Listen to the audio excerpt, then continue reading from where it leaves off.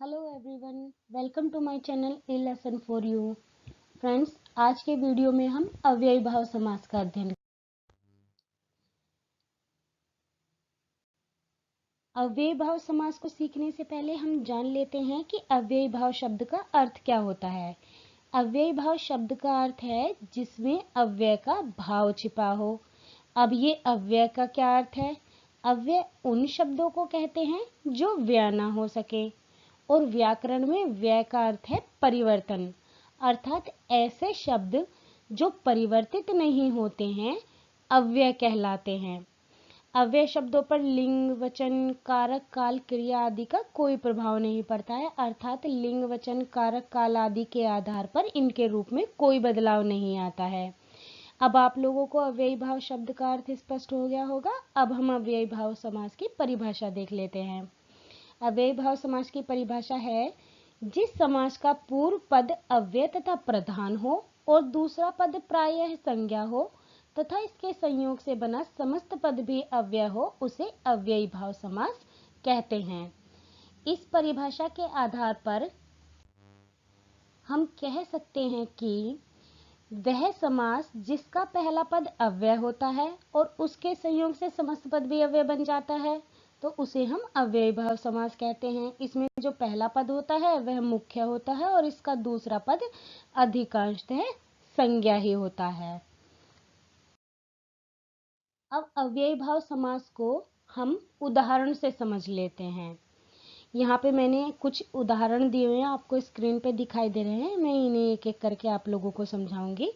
इन उदाहरणों में सबसे पहला उदाहरण है प्रतिदिन। प्रतिदिन एक समस्त पद है और इसमें पूर्व पद प्रति है जो कि एक अव्यय शब्द है और यही प्रधान है यानी कि मुख्य है। जब यह दिन के साथ मिल जाता है तो यह समस्त पद भी अव्यय हो जाता है यानी कि अपरिवर्तनशील हो जाता है। अब यहाँ पे आप लोगों को एक चीज का ध्यान रखना है कि जो अव्यय शब्द होते हैं ये स्वतंत्र रूप से प्रयोग नहीं होते, ये किसी न किसी शब्द के साथ प्रयोग होते हैं।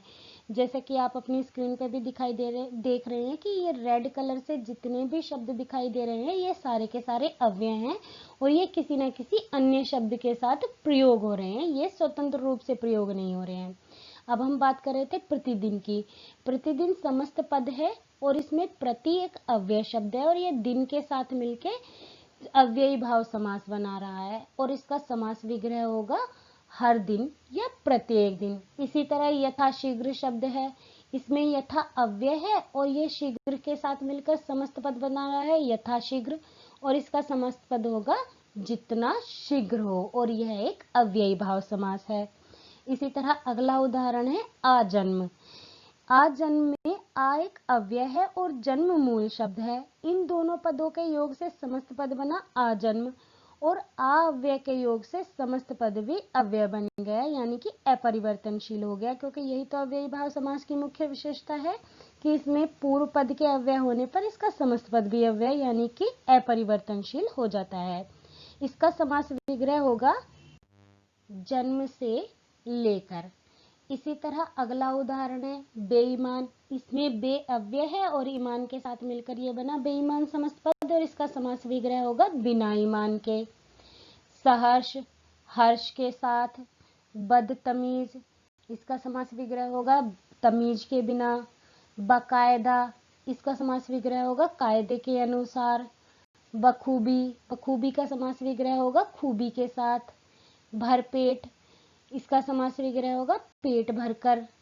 प्रत्येक, ये संपूर्ण शब्द अव्यय है प्रत्येक, तो इसका समास विग्रह होगा हर एक या एक एक। अब अव्ययी भाव समास में शब्दों की आवृत्ति भी हो सकती है, अर्थात एक साथ ही किसी शब्द का दो बार प्रयोग होने से भी अव्ययी भाव समास होता है। जैसे कि आपकी स्क्रीन पे कुछ एग्जाम्पल हैं, आप लोग देख रहे हैं। ये एग्जाम्पल है दिनों दिन, इसका समास विग्रह होगा दिन ही दिन में। घड़ी घड़ी, इसका अर्थ है हर घड़ी। घर घर, एक घर से दूसरे घर। रातों रात, यानी कि रात ही रात में। बातों बात, बात ही बात में। हाथों हाथ, इसका विग्रह होगा हाथ ही हाथ में। बीचों बीच, बीच बीच में या बिल्कुल बीच में। इन उदाहरणों से हम समझ सकते हैं कि जब शब्द एक साथ 2 बार प्रयोग हो तो उसमें प्रत्येक का भाव छिपा होता है और प्रत्येक एक अव्यय शब्द है, इसलिए किसी भी शब्द के एक साथ 2 बार आने पर वहां पर अव्ययी भाव समास हो जाता है। इसी तरह कुछ और एग्जाम्पल हैं, जैसे धीरे धीरे, पहले पहल, धड़ाधड़, सरासर, आप से आप, मन ही मन, कहीं ना कहीं। इसमें एग्जाम्पल से आप लोगों को समझ में आ गया होगा कि जैसे एक ही शब्द का 2 बार प्रयोग हो जाए कहीं पर, जिस तरह की आपके स्क्रीन पे एग्जाम्पल में दिखाई दे रहा है, वहां पर भी अव्ययी भाव समास होता है। अब मैं आप लोगों को अव्ययी भाव समास को एग्जाम में पहचानने की ट्रिक बता देती हूँ।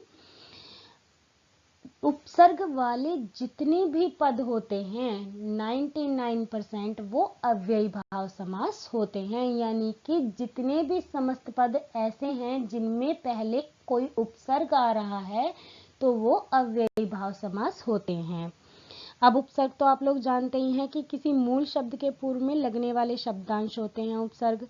अब मैं आप लोगों को कुछ अव्यय पद के उपसर्ग के साथ लगाकर उदाहरण बनाकर समझा देती हूँ। यहाँ आप लोगों की स्क्रीन पर कुछ उपसर्ग दिख रहे हैं और इन्हें लगाकर हमने अव्ययी भाव समास बनाए हैं। जैसे प्रति उपसर्ग से प्रतिदिन, प्रतिवर्ष, ये दोनों अव्ययी भाव समास के उदाहरण हैं।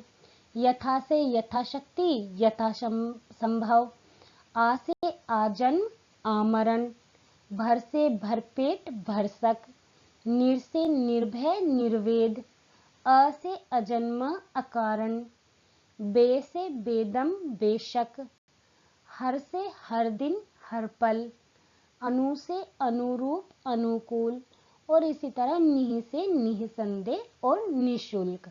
ये जितने भी प्रति, यथा, आ, भर, निर, ये उपसर्ग से बने हुए जितने भी समस्त पद होते हैं वो अव्ययी भाव समास होते हैं। उम्मीद है आप लोगों को ये ट्रिक समझ आ गई होगी। फ्रेंड्स, आप लोगों को मेरा ये वीडियो कैसा लगा कमेंट करके जरूर बताइएगा, और साथ ही अगर आपने मेरे चैनल को अभी तक सब्सक्राइब नहीं किया है तो चैनल को सब्सक्राइब कर दीजिएगा और बेल आइकन को दबा दीजिएगा, ताकि मेरे आने वाले वीडियोस की नोटिफिकेशन आप लोगों को मिलती रहे। मैं इस वीडियो के अगले पार्ट में समास के दूसरे भेद के साथ आप लोगों से मिलूंगी। तब तक के लिए नमस्कार।